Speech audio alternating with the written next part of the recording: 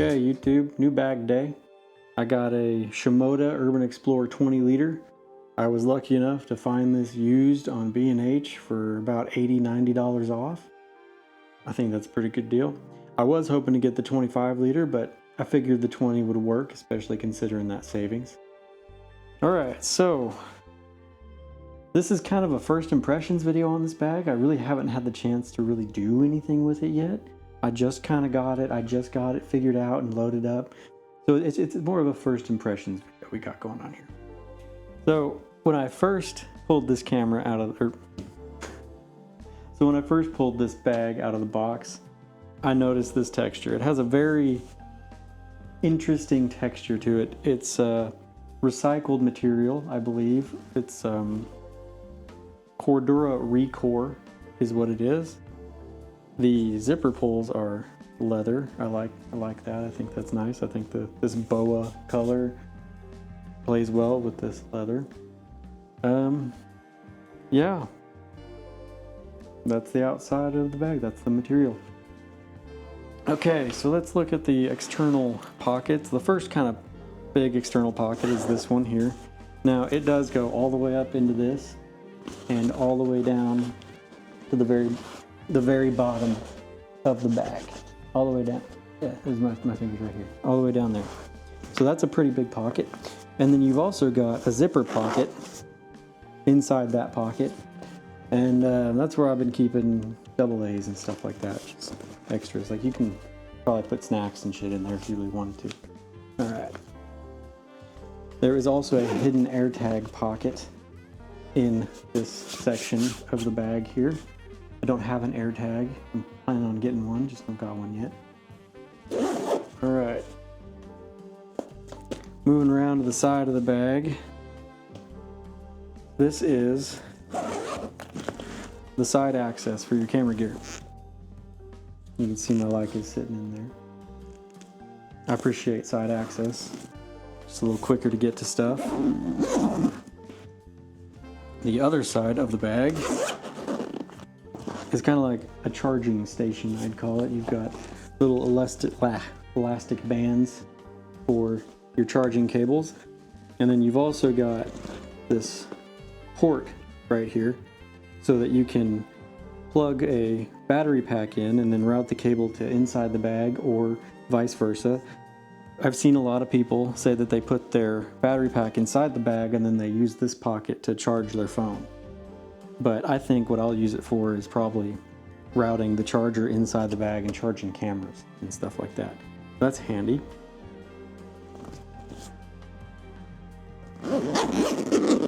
Now, one thing that was one of my very first impressions with this bag is it's a very tightly put together bag. Like all of the pockets are kind of tight. You kind of gotta like kind of struggle to get in there. You gotta stuff things in this bag. I have mixed feelings on that. It's a very efficient design, I guess you'd say, but it's also a bit of a struggle to get your stuff. Mixed bag there. All right, moving on to the top pocket. This is kind of your tech pocket. Right, so in here I've got, a variety of things, but this is really just, a tech pocket. And you've also got another mesh pocket here with, I guess these are little sleeves right here for batteries or something like that. And in here I keep my action camera mounts and headlamp, and in the zipper pocket I've got my something I might need quick access to, a spare battery for my Q3 and the spare battery for the Osmo Pocket. There's also a key ring in here you can use if you want to. Let's see, I forgot to show you what I've got inside the top area of this pocket here. So as you guys know, I like to shoot Polaroid. So in this pocket, I keep a little neoprene pouch. And in that neoprene pouch, I have an ice pack. Now, this is especially important in the summer because you want to keep your Polaroid film cool. So when I'm shooting Polaroid, I will take a picture, and this, pretend this is an empty box. I won't have an actual box of Polaroid film in here. I'll take a picture and I'll pull that out and I'll flip this up and I'll put the picture in here, and then I'll close this back up, and then it's insulated and keeps it cool. So that lives up there. All right. So, moving on to the other features of this bag. I was gonna look at the back, but I decided we should look at the straps because there is a feature on these straps. There is a magnetic sternum strap. One-handed. Nice. I don't typically wear sternum straps, but it's, nice that it's there. And this is kind of the standout feature on these straps. It's got it's like a sleeve. It's like an extra strap almost. And that's meant for your capture clips or, this,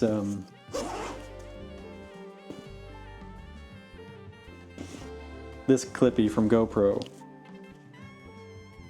To clip an action camera there. You could even, I'm gonna mess with the audio real quick, I apologize. You could even clip a mic there and use it like that. It's a very handy little addition.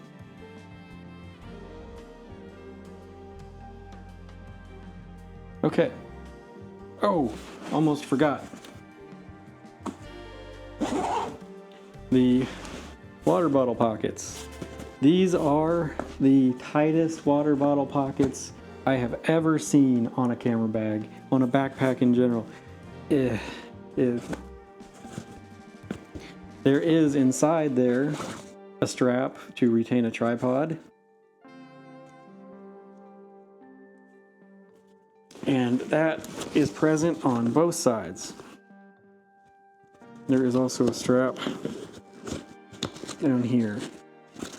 And you can actually clip the strap down inside the bag so that the strap stays in the pocket out of the way. That's how I have this one done up right now. Oh yeah, the handles are kind of interesting. They are, I don't know if you can see that. They're retractable. They spring back into the bag, which is kind of nice. You've got the top handle does the same thing. Yep. And then there's a bottom handle, which is very useful to pick the bag up like this, especially useful when you've got it open. You can just pick the bag up and not spill all your shit. All right. I went to get my tripod. Okay. I thought before we got into the bag, you guys might be interested in seeing how a tripod fits in these side pockets, because I did mention they are extremely tight. So let's see. That's the side access door, I think. Let me double check. Yep. I don't want to put my tripod there. Come over here and get this buckle undone. You see what I'm talking about? Like everything's just a little bit of struggle with this bag. I have very mixed feelings on that. All right. Make sure that zipper's in there. And then you just kind of have to... Oh, this is the Peak Design Travel tripod, by the way. And you just kind of have to... Oh, my finger's stuck. Jam in there. And I have concerns about this Velcro, or sorry, not Velcro, about this elastic.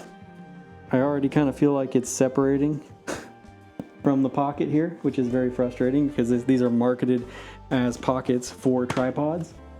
And yet, it's just needed another like ½ inch of material right here and it would have been great. Hell, maybe even just another ¼ inch, but you can see it's already really stressing. This is what the bag looks like with the Peak Design Travel Tripod attached to it. I suppose you could save this elastic back here by taking the tripod out of the bag and hooking a leg in there and strapping it on and leaving 2 of the legs out. I don't like doing that. I like to keep my tripods in their bags protected. That's just me. All right. But yeah, look how much that's stressing right there. I don't know if he's gonna make it. All right, let's get on to inside the bag. Now, it took me a couple days to figure out how to properly arrange the insides of this bag. Oh, wait, hang on. Before we get to the insides of the bag, there's two more features we need to talk about. There's a luggage pass-through. I've never really been one to use these. I just have a backpack and a duffel bag when I travel, typically. I don't use a roller bag, I just don't. Haven't tried one. I don't know. And then there's another hidden pocket in here, which is also, again, all of these pockets are just an issue to get into. It's just a struggle. Most things are with this bag, which I'm certain it wasn't designed that way, but that's how it turned out. Okay, so this is a very nice feature of this bag. Instead of opening back like most camera backpacks do, this one opens like a book to the side. So you're not taking as much room, so I can set this bag down on my desk and I can get into it just like this. It's very nice. Okay, so what am I carrying around in this bag? Well, I've got my Polaroid i2, of course. Love that camera. Fits in right in there. Got my... see if I can get it out. See what I'm talking about? Everything is just a struggle in this bag. Leica Q3. See if I can get it back in the bag now.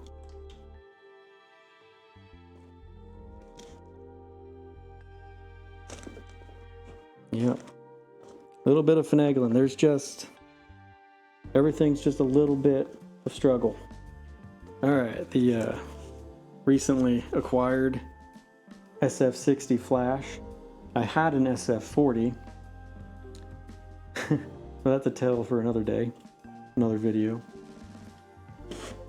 I've got some doodads for the Leica. This is the little thread protector ring. I just like to carry that with me. No particular reason, just do. Then I've got a couple of 49mm filters. These fit both the Q3 and the i2, which is very cool. I don't use these on the Q3. These are more for the i2, but there's a neutral density filter and a polarizer. Okay. And then up here, we've got some more filters. This is a three-legged thing, universal L mount, L bracket, very useful. And then these are case 77mm filters. And I bought them in 77mm because my largest lens has a 77mm diameter ring, whatever you want to call it. So to get these to fit the Leica, I had to get a step-down ring, and then they're magnetic. Oh, and I've got this magnetic case on them, so I just travel around with them like this. I've got this one on the back and put that one on the front. Yeah. There's a full set in here. There's an ND8, an ND64, an ND100, and a polarizer. Very useful. I really enjoy this set of filters. Shove that back in there. All right, and then in the top pocket, I have my Action 5. The mounts and stuff are in that top pocket, as I mentioned earlier. The Osmo Pocket 3 would be here, but it's recording this audio up here. Okay. And then I've got the tripod mount for the Pocket 3. The final pocket in this bag is a little bit frustrating to get into. Everything's just a little bit of a struggle. Everything's just a bit of a struggle with this bag. This is another small, plastic pocket. Now I've just got my a couple of USB-C to USB-C cables and an external hard drive where I back up my footage and stuff while I'm traveling. And then I've got some lens pens. I just like having lens pens. They're nice, big old cleaning cloth. Handy to carry those around to keep your stuff clean. But yeah, this bag is just... everything is just a little bit of a struggle. You just got to kind of shove things into place. And I don't necessarily like doing that, but you know, I paid for the bag. I bought it used, so I'm not going to return it. I'm going to keep it and see what I think. Maybe I'll get used to it. Oh, I forgot. This is really cool. So this is marketed as like a second laptop sleeve. I really don't think it is. I think it's just kind of a sleeve.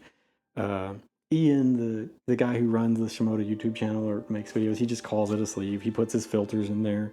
They, have a whole thing. But I have found that this fits 2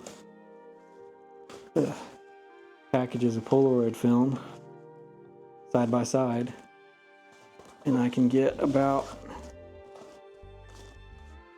4 packs of film in there. I appreciate that. I like that a lot.